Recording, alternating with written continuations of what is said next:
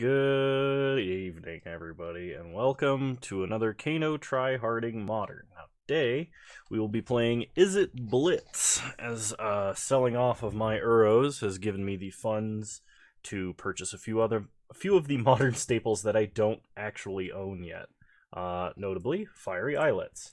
Now, for those of you that don't understand or know about Blitz for Modern, it's basically a low to the ground prowessy aggro deck, kind of like Burn, but we also have some free lightning bolts or better in the form of mutagenic growth. We've got gut shots.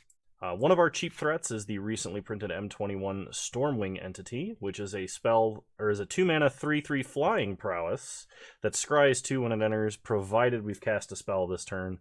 So we have gut shot, Manamorphose, mutagenic growth, and to a lesser extent flashback lava dart to turn that on quickly.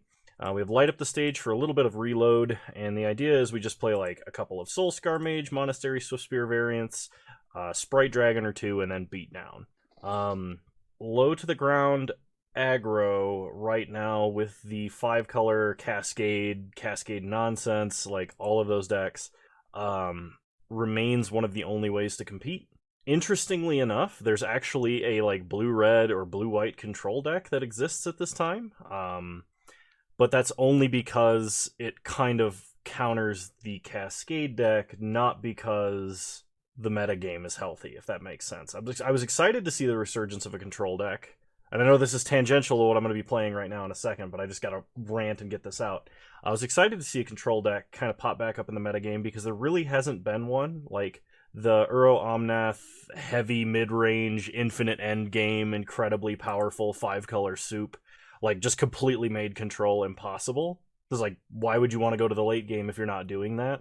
But now the format is in a rock, paper, scissors kind of meta, but it's not the healthy kind of rock, paper, scissors where there's like 9 different options and how they interact between each other is interesting. It's more of, well, you have the remnants of Uro Omnath that beat everything, because Uro's still not banned yet. Then you have Valky Cascade, that loses to control, that loses to everything else, that loses to Valky Cascade. So, like, that's kind of the metagame, as has been my experience. I'm not saying that's how the metagame is, that's my experience of the metagame during this time. So, we're going to play an archetype that I've never played the official version of, and see how we can do. Hopefully well. It's a good deck. So, see you guys in round 1. Okie dokie. Round 1, here we go. So a lot of the tricks with this deck are going to be maximizing damage, and then the secondary tier of tricks with this deck is maximizing damage while also mitigating risk. And what I mean by that is, you can't just go Nova, dump all your spells on a prowess creature, and lose because your opponent happens to be having the correct removal to get rid of your creature. This hand is okay. It's not fantastic. We don't have Manamorphose on turn 2 or like a Gut Shot, which I think would actually be... Gut Shot or Mutagenic Growth would be one of the better top decks we could possibly have. We're also on the draw, which is worse for us because we do want to kind of play a tempo game and get ahead of the opponent. Opponent did mulligan. They start Wooded Foothills. They do not crack Wooded Foothills. We play Mountain and Soulscar Mage. Well, the good news is we'll be able to cash in our extra Fiery Islets if we don't need them. The bad news is it's looking like our opponent either has a Lightning Bolt or is playing a deck that Prowess may not care about. Okay. So my opponent is either the Omnath deck or the Cascade deck. I briefly touched on this in one of my last videos. I'm just going to restate it relatively quickly here for posterity. So opponent can take a Stormwing entity here, which kind of sucks. But we will be able to kill Valky, God of Lies, which, I mean, you know, whatever. With, like, the 2 or 3 top decks being 4 and 5 colors, and even having multiple variations of those top decks being that many colors, makes it really difficult to leverage, like, mana base reads. So, like, before the Cascade Valky deck existed, or Cascade Tybalt, or whatever you want to call it, Raugrin Triumph exclusively meant either you were playing against Jeskai Control, or you were playing against Uro Omnath. Now, it can mean a whole bunch of different things, and that's kind of frustrating. And generally, like, you could read the colors of the fetch land, because generally the colors of the fetch land could tell you how many fetch lands they were running, which was kind of fun. Alright, go to combat. Attack for 1. I just realized I probably should start talking about the actual game that I'm playing. But the general consensus is, if you watch what you're playing and you do so carefully, or what your opponent was playing for lands, you could figure out what deck and what variation they're on very quickly, which is pretty critical to understanding the nuances of how to play against their deck. So my opponent is going to make us sack a creature here, because they're playing Far and Away. Which, this is not a spell I've seen in a very long time, but because my opponent is playing Cascade, that makes perfect sense. So we are going to play a Stormwing entity here, set up our next draw with a Scry. I do not like either of these spells, or either of these cards. So put Spire Bluff Canal and Light Up the Stage to the bottom. Light Up the Stage would be okay if we had a burn spell, and there was an argument for lighting up the stage there. Instead of casting Stormwing Entity, I just don't think it was very strong, because we kind of need a threat if our opponent is getting rid of our only threat. The nice thing about my opponent's deck is... well, never mind. I was going to say they have to spend life for their mana base, but, I mean, you know, whatever.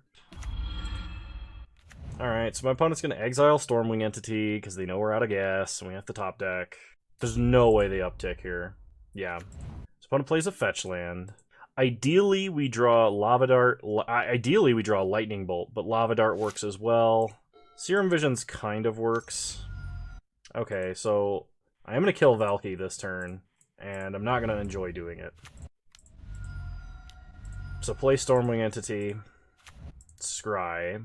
I'm going to put both of these cards on top. Then I'm going to Lava Dart and Lava Dart again to kill Valky. Or Tybalt. I keep calling it Valky because in my mind... Now, I want you guys to understand that I've been playing Magic for a long time. I don't like saying Tybalt, because when I say Tybalt, my brain goes, oh, the 2-mana Planeswalker, that's bad. And the sheer fact that I'm losing to a card called Tybalt is, like, incongruous in my mind, so the card's Valky. It's the front half of the card. That's the card that matters. 99% of the time, right? So, blue-red, play Manamorphose, Prowess trigger. Okay, put up Force of Negations. We go to combat, hit our opponent for 4. They go down to 6.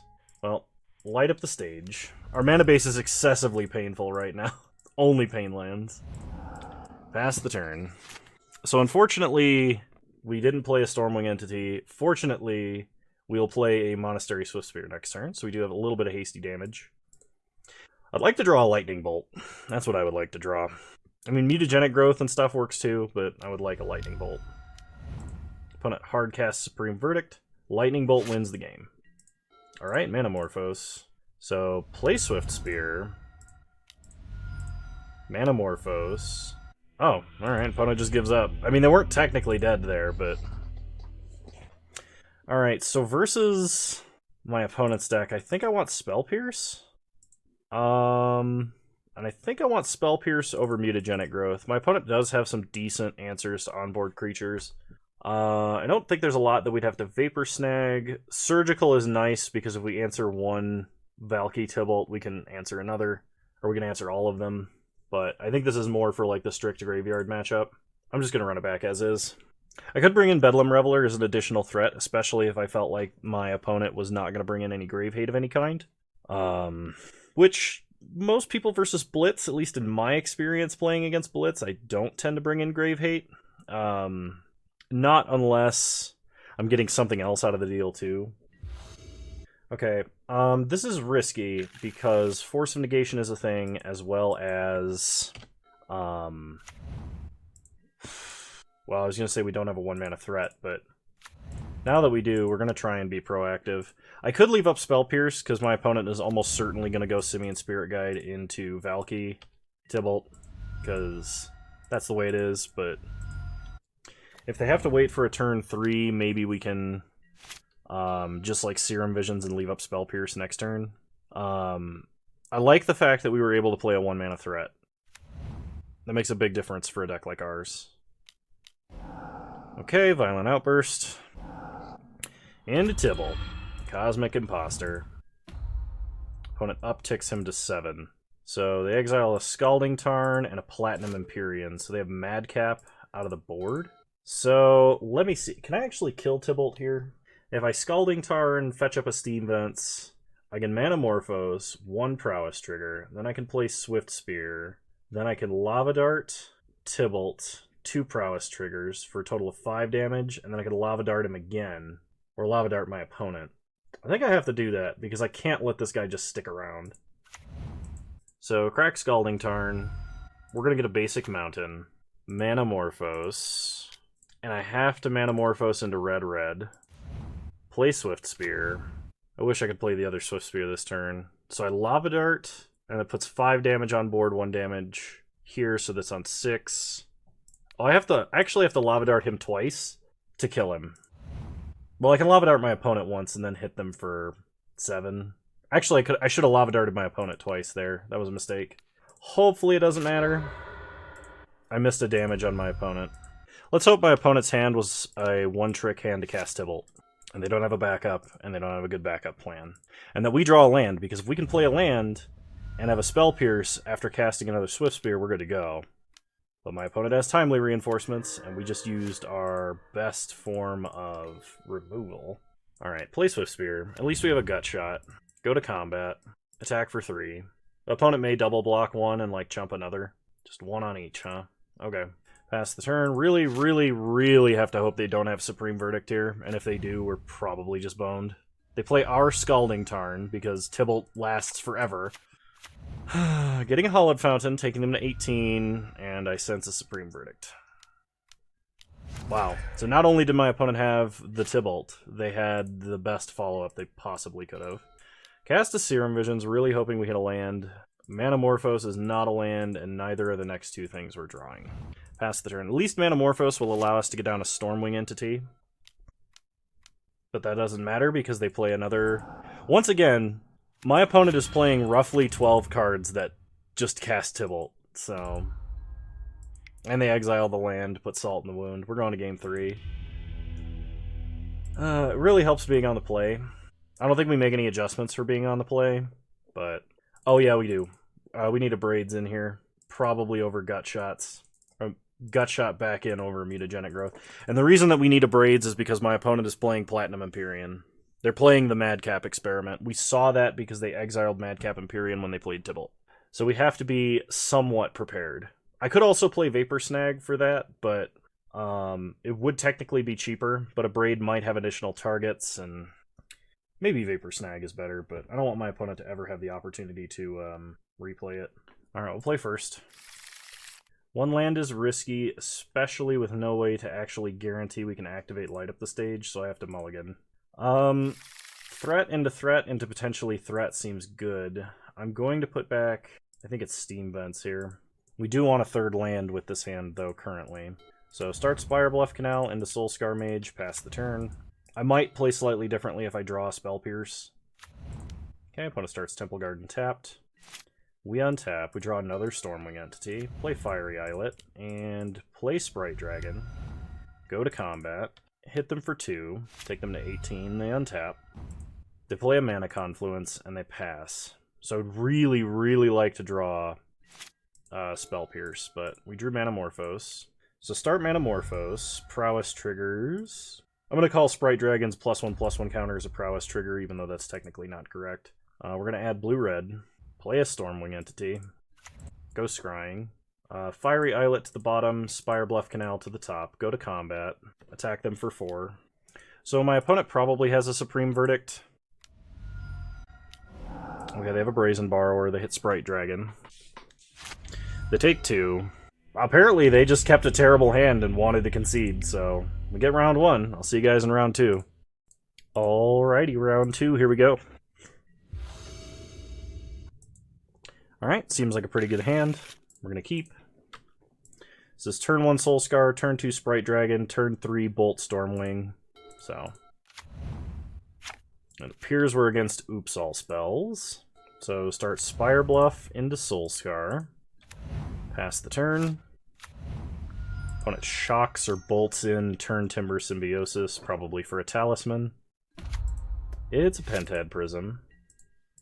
That might spell doom for us. Because as decent as this hand is, it's probably just not fast enough. So fetch for Steam Vents, untapped, play Sprite Dragon, go to combat, get in for 2. Opponent untaps.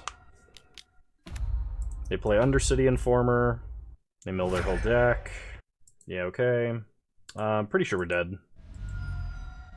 Yeah, alright, we're dead.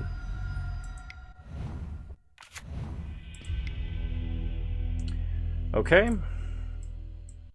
So, Soul Guide Lanterns, Abrades, Surgicals, and Spell Pierces all in. Question is, what do we take out? And it's probably a Gut Shot. At least 3 Mutagenic Growths. Sorry about that. Wild Slash, and like a Serum Visions or 2. Try it like this. At least it seems like we have a decent amount of sideboard for our opponent's deck. We would lose probably pretty handily to a Belcher if they went into the Belcher like sub-plan that they have generally in the sideboard. Unless they had to play out Belcher and wait a full turn, in which case we could get him with an Abrade. But, yeah, I don't know. Alright. We would like to play first. Not the greatest hand in the world, but one that in theory does work. If we draw a land, we're like good to go. So, start Scalding Tarn, fetch up Steam Vents, shock, play Swift Spear, and get in for 1. We do have Light Up the Stage, so we can dig for a second land. Okay, opponent starts Palaka Caverns again. We untap and draw Stormwing Entity.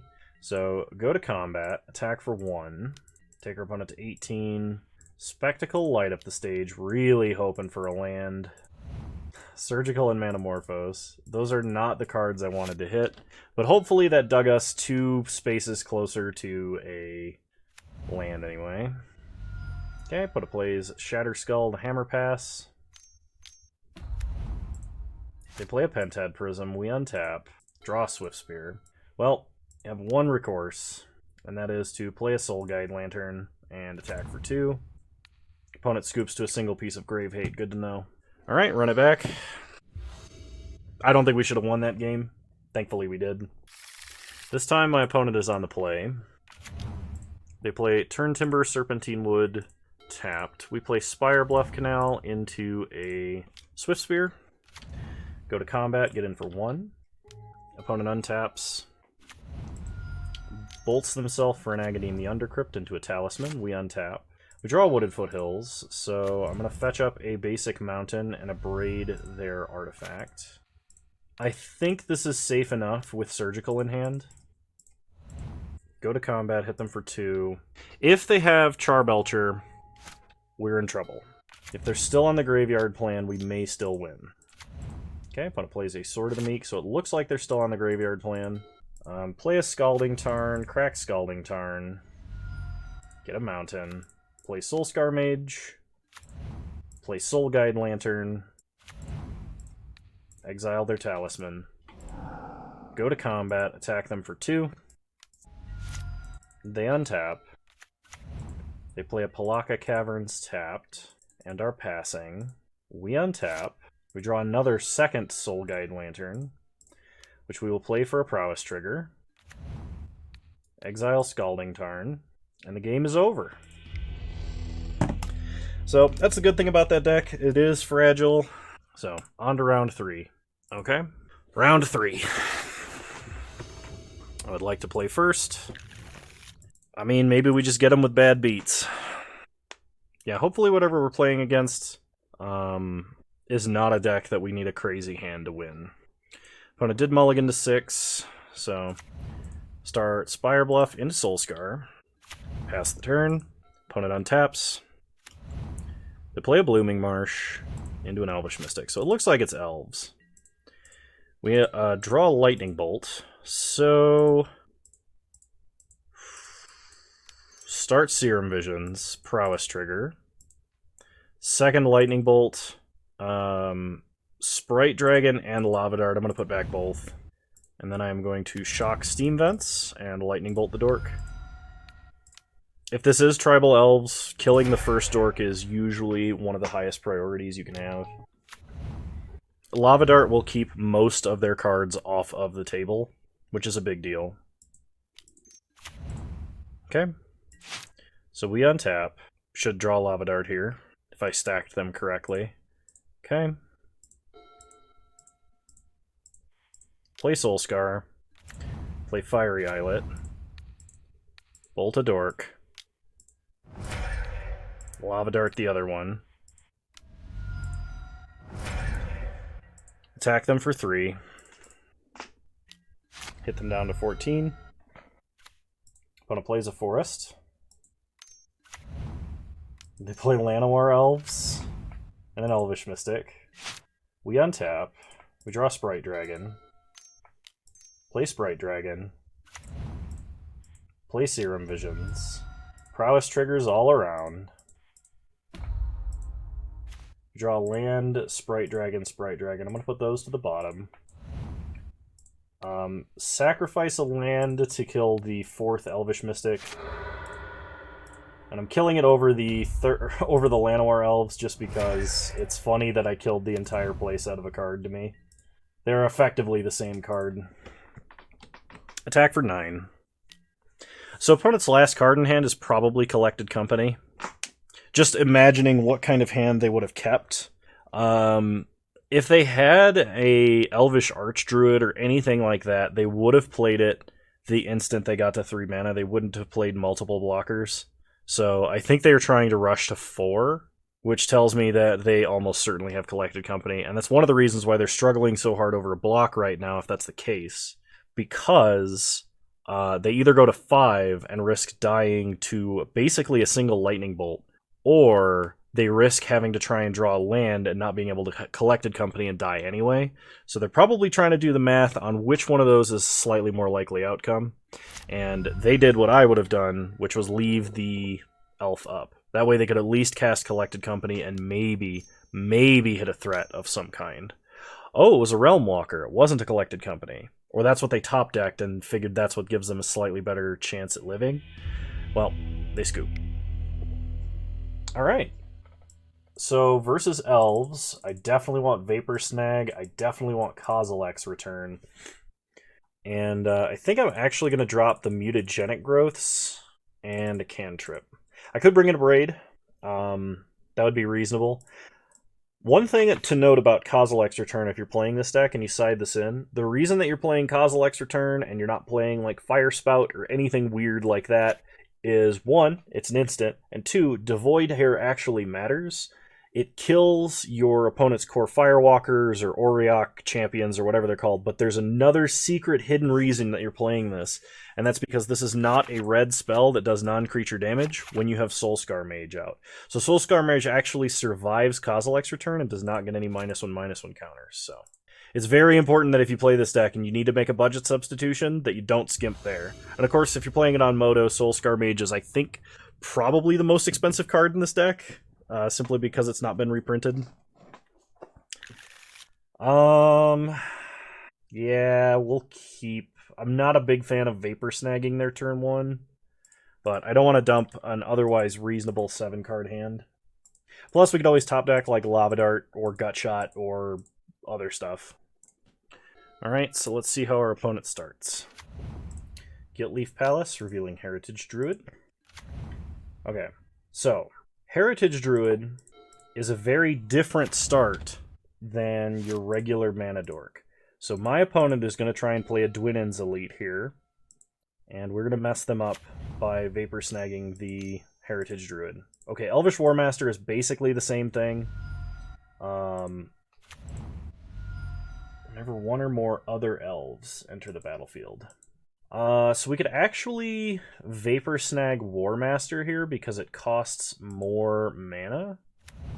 I can prevent 1 damage by Vapor Snagging Heritage Druid, and I don't think I'm going to. I'm going to Vapor Snag the Warmaster. Okay, opponent takes a damage. They hit us for 1. We draw another Vapor Snag, which is actually really good. Play Swift Spear. Play Swift Spear. Vapor Snag in a deck like this is just such a severe tempo advantage versus my opponent, because it's like 1/3 of the mana cost of most of their threats still does damage to them by itself and triggers all of our prowess. Okay, opponent plays a Blooming Marsh. So they play a Dwinnen's Elite. They had the Dwinnen's Elite, so they decided to do that instead of play their Elvish War Master. So it looks like Collected Company here, if they're tapping 4. They could just be tapping for black to play like a Shaman of the Pack or something, though. They play Elvish War Master. And another Elvish War Master. Okay. Well, that is annoying. I would like to draw a Lava Dart. Okay, Azuri Renegade Leader is a huge problem. Because that's basically how we lose. Start Scalding Tarn. Fetch with Scalding Tarn. Get a Steam Vents untapped. Start with a Serum Visions. We draw a Manamorphose, Gut Shot on top. Sprite Dragon to the bottom. Gut Shot on top. Manamorphose into blue, blue. Cast Serum Visions. Draw Soul Scar, Sprite Dragon to the bottom, Sprite Dragon to the bottom. Vapor Snag Azuri. Go to combat. Attack for 10. They are going to block. There's no reason for them not to block here. I think I actually messed this up. Could I have killed them?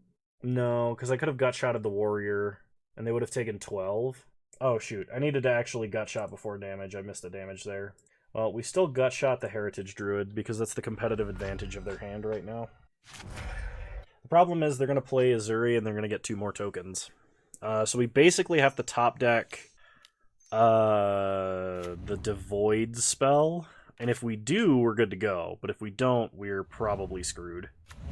And I mean, we did a lot of scrying, so it's possible. We take 8, we go to 3. We draw Wild Slash, which unfortunately does not do it, and it does not keep us alive. So we're going to game 3. Yeah, run it back. I mean, if we have a hand with more Lava Darts and Lightning Bolts and we go first, we're probably okay. That hand was just kind of light on removal, and Vapor Snag was not the best removal for us. I think this deck, or this matchup, is like 70-30 in our favor. Okay, we got a Lava Dart, we got a Lightning Bolt, and a Gut Shot, so we're going to keep. We have enough removal to kill basically whatever they could possibly hope to stick. Play Spire Bluff Canal, pass the turn. So next turn we have to cast Gut Shot. So I'm actually not going to Lava Dart here. Can we draw a Swift Spear? Does that change what I'm doing? No. Gut Shot Llanowar Elves. Play Stormwing Entity. Go Scrying. I don't really want a 4th land, and I'm not too huge on Soulscar Mage, though maybe it's good.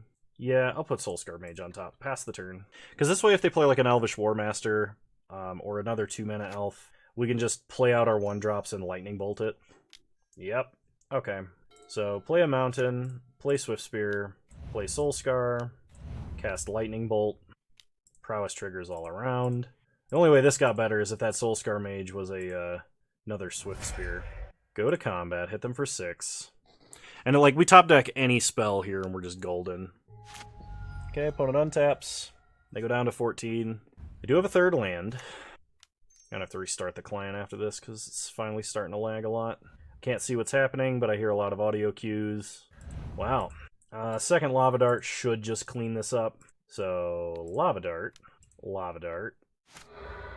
We have 9 damage. No, we have 11 damage on board. Yeah, we just Lava Dart their face.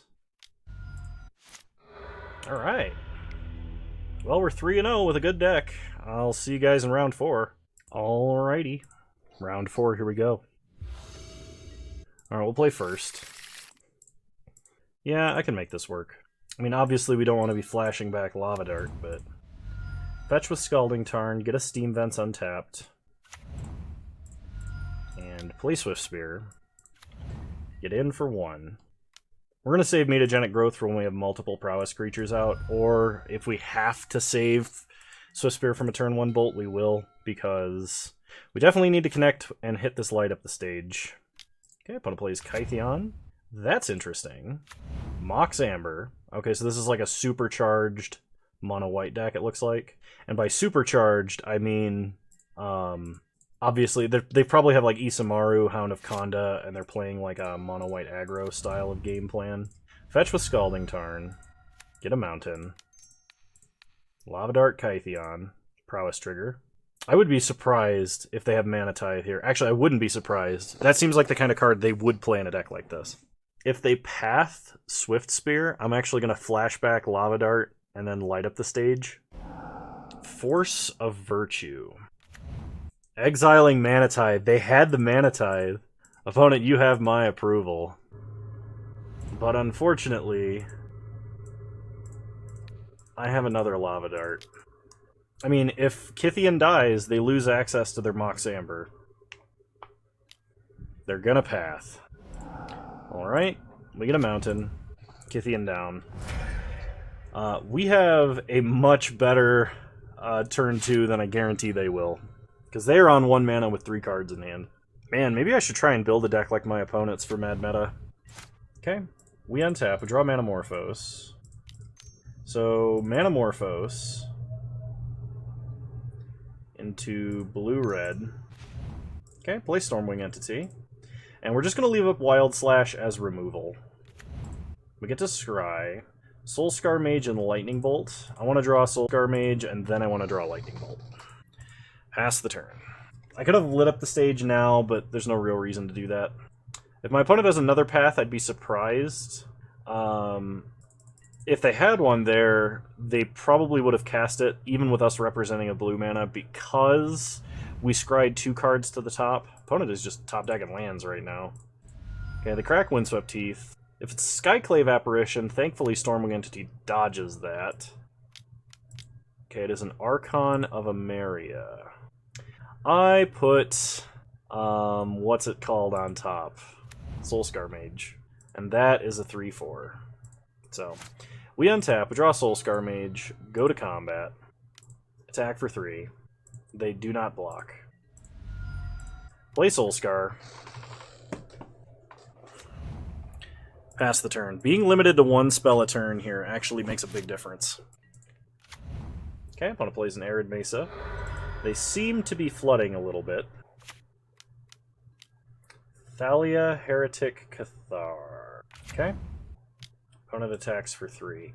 Now, I have Wild Slash. I know I'm drawing Lightning Bolt.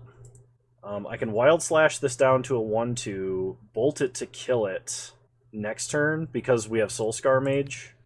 So yeah, I'm actually going to do that. This way we take actually less damage.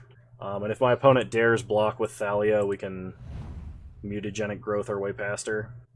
Okay, we take 1. Respect, though, to my opponent's deck. I like this. I could Lightning Bolt Thalia just to get in massive damage this turn, but not being able to cast multiple spells a turn is kind of a big deal. I think I'm just going to go for like big prowess this turn. There's no reason to put -1/-1s on Thalia right now. If I get another Bolt, I probably will just remove her as a blocker. We're at 10. There's another Bolt. So kill Thalia, and then Mutagenic is lethal. It's not lethal, because my opponent has a blocker, which I did not account for. Alright, we'll go to combat, attack for 12. Yeah, I completely failed that combat math. I think we still win, probably by a mile, but... Because, like, my opponent is not a deck that has card advantage spells of any sort. At 4 mana, like, the worst thing would be... I mean, Spectral Procession is an annoyance. We draw Gut Shot. Mutagenic Growth, Stormwing Entity. Prowess. So they got a block there. Cast our other Stormwing Entity. We get to Scry. Bottom. Go to combat. Attack for 8. And depending on how they block, we do have Lava Dart and we do have Gut Shot. So our opponent's deck is, like, more resilient to what we're doing than the Elves deck was. And presumably, since they queued up against someone who's 3-0, yeah, they have to block at least 1 on each. Because if they don't, if they triple block the Stormwing Entity or something weird like that, or just put a Spirit in front of the Stormwing Entity, we could Gut Shot Lava Dart, and that would make Soulscar Mage a large enough threat to kill them both. Okay. We will let them keep a spirit past the turn. We're definitely going to need to bring in the Devoid Sweeper, because mono-red protection is something they're going to have in the sideboard. Alright, opponent plays a Thalia. That's a little bit of a problem, but not an overt one. They're actually, I'm pretty sure, still dead. And that's only because Gut Shot is a 1-mana spell, and so is Lava Dart. Post-board, they're going to have a much better time, I think, than we are. Yeah, I think in that matchup, we basically have to get game 1 every time. So, Kozilek's Return is going to be coming in. Force, man, the Anthem is actually kind of a problem. Without the Anthem, like, Lava Dart kills a lot of their threats, and Bolt kills the rest. So, I don't know if I bring in Spell Pierce, because Spell Pierce hits Mana Tithe, it hits Path, it hits presumably maybe an Aether Vial, but that's only if I'm going first. I'm going to bring in the Spell Pierce. I don't know if that's right, and I'm kind of leaning towards maybe it's not, but we're going to see. And cutting all of our cantrips like this is probably not the way to go. It's possible I should have cut some Wild Slash, especially with bringing in Vapor Snag, because Wild Slash does not kill my opponent's creatures, at least when they have the Anthem, very frequently. Worth noting, because Force of Force of Virtue is worded the way that it is, it will only work on my turn as an Anthem. This is really risky and does not have a threat, so I'm going to mulligan. I want at least 2 lands because Thalia. I need to be able to use a 1-mana answer on Thalia. So I don't want to put back Kozilek's Return, but I've got a suspicion with this hand it's not going to be very good. Okay, opponent starts Windswept Heath. Worst thing they could play on turn 2 would be Thalia. They play a 2/2 on turn 1, which is not a bad rate. Play Soulscar. Pass the turn. Opponent attacks for 2, we're not going to block. They play a Mutavault into a Selfless Spirit. So we untap, we draw Manamorphose, play a Fiery Islet, Manamorphose into red-blue, play Stormwing Entity. I'm glad we drew the 3rd land. Okay, go Scrying. Steam Vent's Sprite Dragon is tempting, because it's another flying threat, and it looks like they might have a little bit of trouble dealing with that. Okay, attack for 2. Like, they're going to have Path. They could play the Archon, which would be a little bit of a problem, but even if they do and they have Selfless Spirit for backup, we can Vapor Snag it at least once. Okay, opponent stays on defense. We untap and draw Sprite Dragon. Play Spire Bluff Canal. Manamorphose. Prowess triggers. Into red-blue. Manamorphose. Into red-blue. Manamorphose. Into red-blue. Play Sprite Dragon. Go to combat. Attack with everybody. Probably should have kept one of those Manamorphoses for like an upcoming turn, but we are going to have to, because I chose to attack with the Sprite Dragon, we're going to have to use this Vapor Snag a little bit awkwardly, because they're not going to animate Mutavault and block or anything weird like that. If I had not cast a Manamorphose, that was a possibility. Oh, interesting. So they're going to chump there, they're going to double block. Why would they do that? Oh, they're going to force. They're going to make it indestructible and force, then? So give them priority. There's no reason not for them to sack Selfless Spirit, so at the bare minimum they're going to do that. Okay, they pitch Core Firewalker to play Force of Virtue, which when it resolves looks like this. So we Vapor Snag the land to put them behind. More Prowess triggers. We are now threatening to trade with Selfless Spirit again. Soulscar Mage is going to survive. They lose a life, and then they're going to take 7, so they're going to go to 9. And they lose their flyer. And they have to replay a land. And they're down a Core Firewalker. Like, their combat trick here was not bad, but ours was way better. Okay?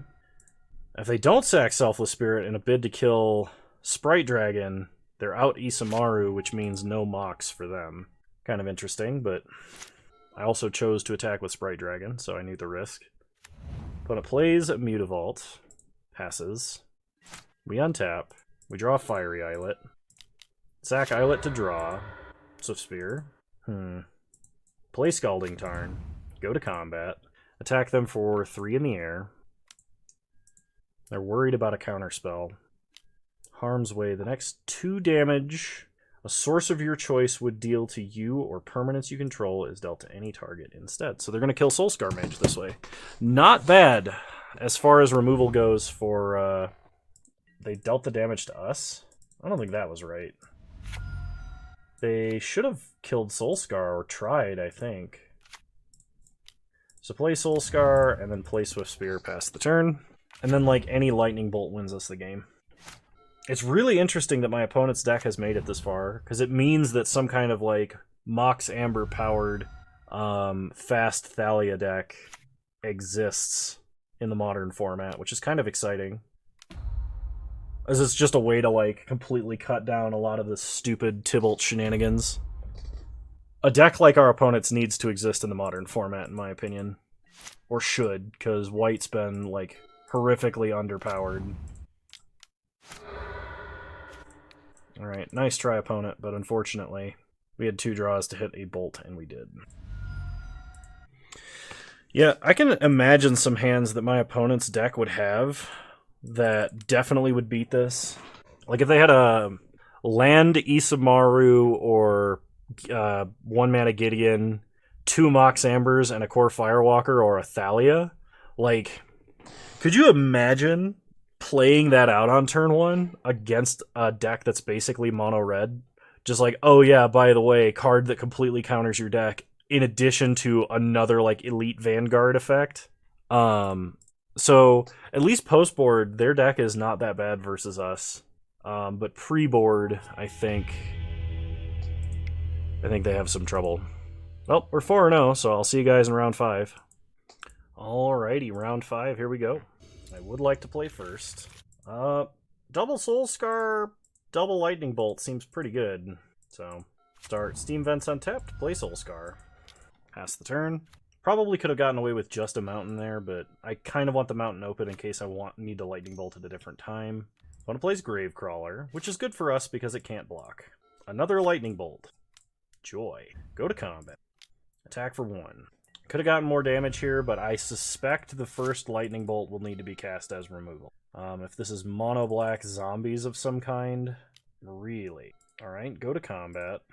How am I queued up against this as a 4-0? What kind of decks are people 4-0ing with? And where are they finding them, or who is brewing them? Because I need to know. I don't get into this part of the bracket very often, so I don't see these kinds of decks. And, like, if there's a cool, like, infinite sack combo, with, like, Gravecrawlers and stuff, I want to be playing that deck. I don't want to be playing Blitz. Blitz is too meta for my tastes. And I know, yeah, Kano, you're doing Tryharding right now. Yeah, I get it. I know.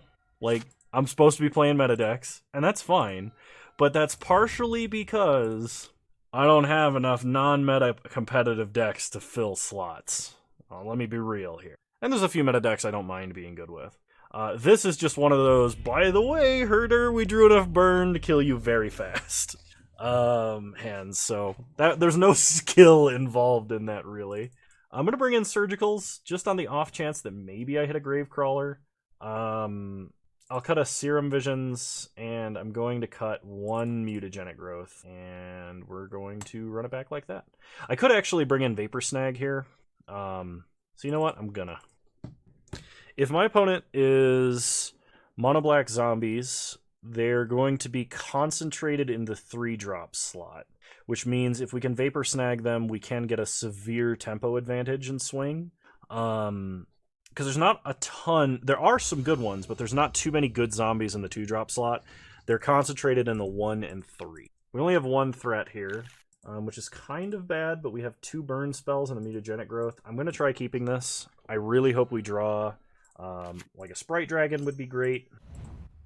Stitcher's Supplier. So we get to kind of see what's going on. Draw a Lightning Bolt, play a Mountain, play Swift Spear, go to combat, hit them for 1. They're almost certainly going to block because they want to mill themselves. No? That's interesting. Okay. Maybe they think they can get more value out of blocking with Stitcher's supply, or they're gonna get aggressive with it. Okay. We untap. We draw Soulscar Mage. So play a Mountain, play Soulscar. Maybe my opponent kept a handful of Fatal Pushes. If my opponent does nothing else here, I will probably be Wild Slashing that Stitcher Supplier. They've not drawn another land. So Wild Slash. Okay, any threat is a great draw here for us. They have Damping Sphere, they just milled a Gravecrawler and a land. Play Fiery Islet. Sack Fiery Islet. Okay, pass the turn. So we'd like to draw Swift Spear, Stormwing Entity, Sprite Dragon. Like I said, a threat. Gravecrawler is not as big of a deal because it's not that impressive of a clock to us. So I'm going to Manamorphose to start, add blue-red. Serum Visions. We draw Light Up the Stage. Swift Spear and Stormwing Entity. So what am I doing next turn? I want both of these. What am I doing this turn, and what am I doing next turn? I could Bolt my opponent's face, Light Up the Stage, and exile both of those cards. I could also Bolt Gravecrawler, and then just play Spire Bluff and wait. Actually, I think I'm going to do that. I'm going to do that because I have Surgical. It's also possible that my opponent has another Damping Sphere or something like that in hand. I'm going to Surgical Gravecrawler on their draw step. Augur, Damping Sphere, Carrion Feeder. Okay, so they are holding a Damping Sphere. If I draw my other Surgical before they somehow play it... Okay, it's another creature that can't block, and without Gravecrawler to generate advantage with, it's not going to be that big of a deal. So we draw Swift Spear, play Swift Spear, go to combat, hit them for 1. Maybe I should have bolted and lighted up the stage first because of Damping Sphere, but I was kind of in the mindset that I needed to light up the stage now, hit Stormwing Entity, and hopefully hit a land underneath it. Okay, another light up the stage, which I'll just cast that now.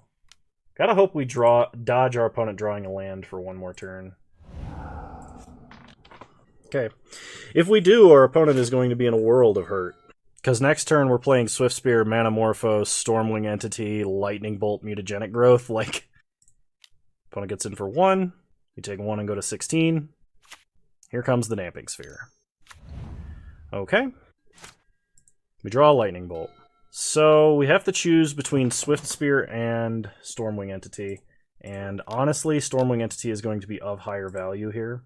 So Manamorphose, add blue-red. Mainly because this gets us another card in hand. Play Stormwing Entity using all of our mana. We get to scry. We do not have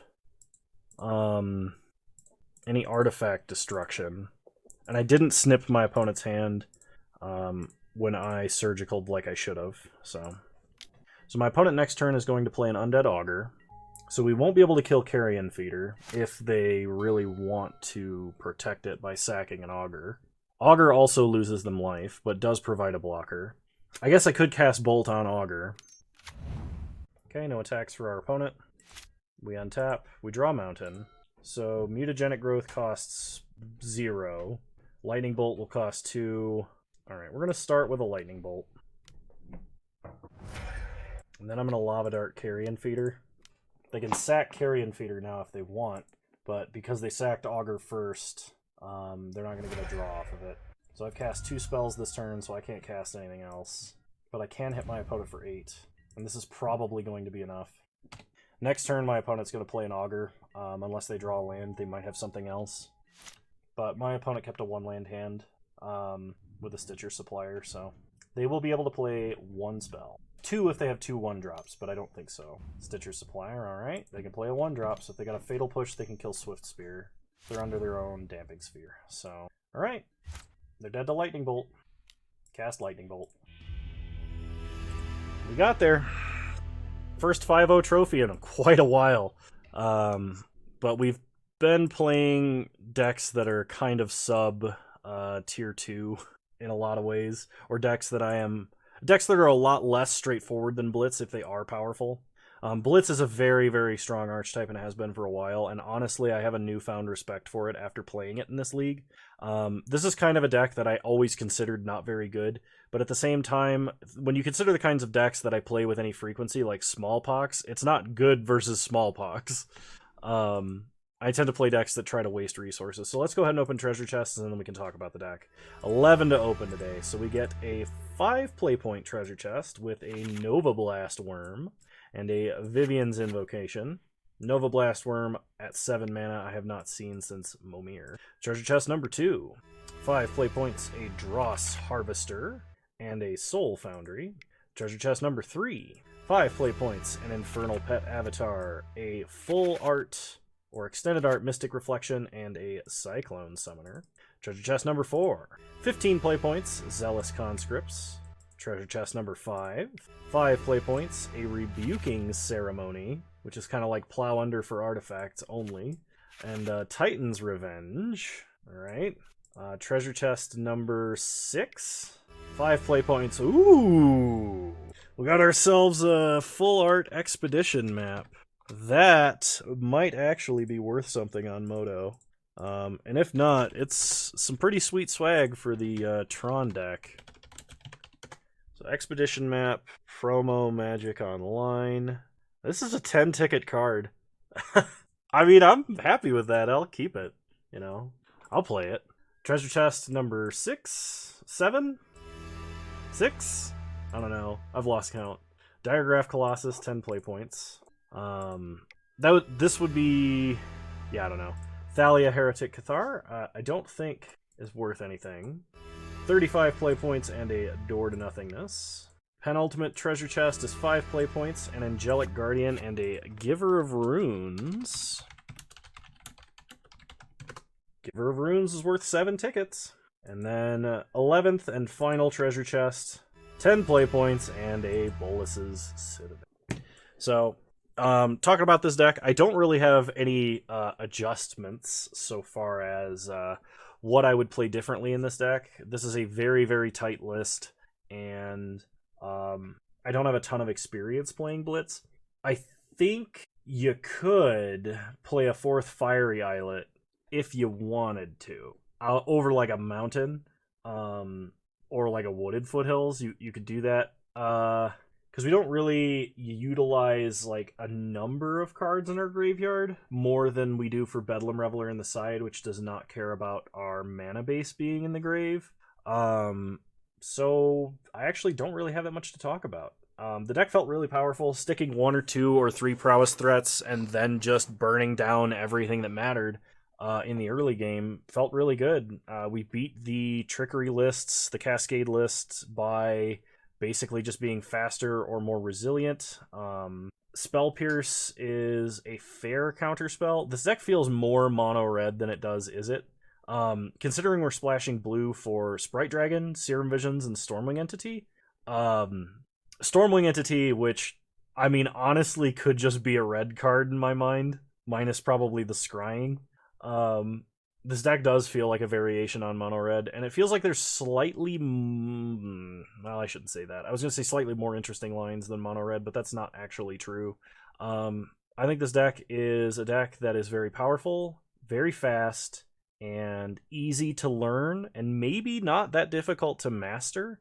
I'm not very good with this kind of deck at all, really. And I felt like I was making really intelligent lines. Probably helped that I took a nap today. I'm recording this on a weekend later in the day, post lifting, because I didn't have enough time after I woke up before I went to go lift, and I fucking destroyed my body. Sorry for swearing. I need to get back in the habit of not swearing a lot. But yeah, no, I just like destroyed my body doing deadlifts. Because I've basically taken 3 months off of lifting while I was visiting my family, and now I'm way off topic, but this is going to finish regardless, so just deal with it, please, if you're still here. This is what you're here, right? You're here to listen to me talk. And I maxed out, well, didn't max out, but I did like the most volume that I could stand to try and help get back into conditioning a little bit quicker with deadlift, and I was still putting up the percentages of my 545 deadlift I was hoping. But I was like completely obliterated after the fact, and I had to come home, and I was so tired that I ordered food and just laid on the couch with Porter for like 6 hours, and Porter was just fine. He's like, as long as you're home, everything's cool. But I was completely brain dead, and so I'm glad I didn't have like fog brain early morning, and I'm glad I didn't immediately try and record when I got home. That was the whole point of me telling you any of that information, is that like I seem to play better when I'm awake, which tends to be not when I record Magic. So maybe I should record more at times like this during the day. Anyway, that's probably enough of me rambling. I hope you guys enjoyed. If you did, please leave a like, drop a comment, subscribe to the channel if you're so inclined, and remember you can follow me on Twitch. Same username over there as you find me on here. I stream Wednesdays at 6 p.m. Mountain Time, which is 8 p.m. Eastern Standard Time. US time zones, though the last few have been earlier in the day than that. And I clarify that those are US time zones because I have a lot of European fans, which is kind of interesting to me. A lot of you are from Italy, actually. At least those of you who interact with me on a regular basis. And I don't know if that's because of the times that my videos go up or what the deal is, but, you know, welcome, US viewers and non-US viewers alike. I want you to know that you're all wonderful human beings, and I hope to see you guys again in the next video, and possibly when I stream. I am looking at trying to bump up the number of times that I stream throughout a week. There are a number of variables that are going into that, but I'm still going to be on the one stream a week schedule right now. If I start doing a second stream a week, it will probably be a non-Magic focused stream, at least in the beginning. Unless Magic gets a heck of a lot more interesting for me at post-ban rotation of Modern, then if Magic becomes cool and fun every single time I play it again, you can expect a lot more content that you're getting out of me right now. But that's enough of me rambling. I hope you guys enjoyed, and I'll see you guys next time. Bye!